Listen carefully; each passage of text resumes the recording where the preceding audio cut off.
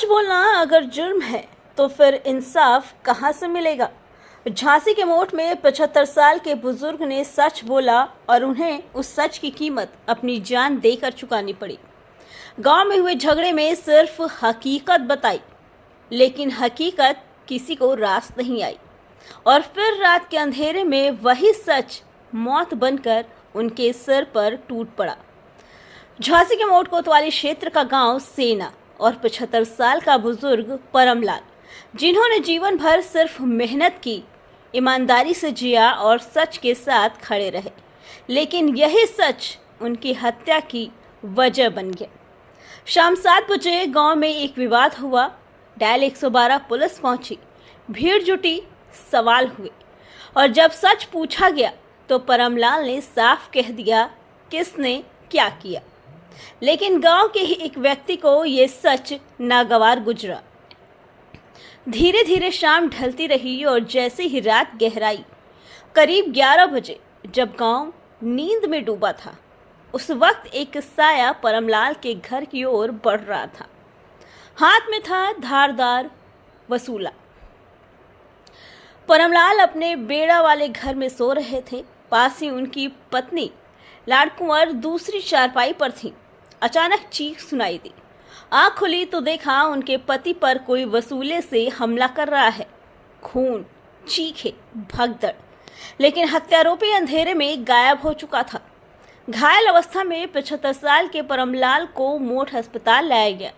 डॉक्टरों ने कोशिश की, लेकिन मौत पहले ही दस्तक दे चुकी थी। चेकअप रूम से निकला सफेद कफन और सामने खड़े थे परिवार के लोग, जिनकी चीखें पूरे अस्पताल में गूंज रही थी। ये सिर्फ हत्या नहीं है, ये एक सामाजिक चुप्पी की भी सजा है। एक बुजुर्ग जिसने सिर्फ सच बोला, उसे मौत दी गई। सवाल ये नहीं कि किसने मारा, सवाल ये है कि अब हम कब बोलेंगे। का परमलाल नाम है, नरपत लाल के पिताजी हैं। सोए हुए थे गांव में ही, हाँ, बेड़ा की बकरी में सोए हुए थे। वहां पे मोहल्ले का एक आदमी धारदार हथियार लेकर उनको कुचल दिया और जैसे ही अम्मा ने पकड़ा उसको जगी, चिल्लाई तो और ज्यादा तेज बात से मारने लगा और कुचल दिया। धारदार हथियार में वो लकड़ी छीलने वाला वसूला, उससे कुचल दिया। हम लोगों को जानकारी हुई जब चिल्लाई अम्मा और वो भाग गया तो पूरा मोहल्ला फिर इकट्ठा हुआ, तो हम लोग अपने साधन से CHC मोट लेकर गए। डॉक्टरों ने बताया कि मृत्यु खत्म। हाँ जी, पुलिस को सूचना 112 पे दी, पुलिस भी आई है।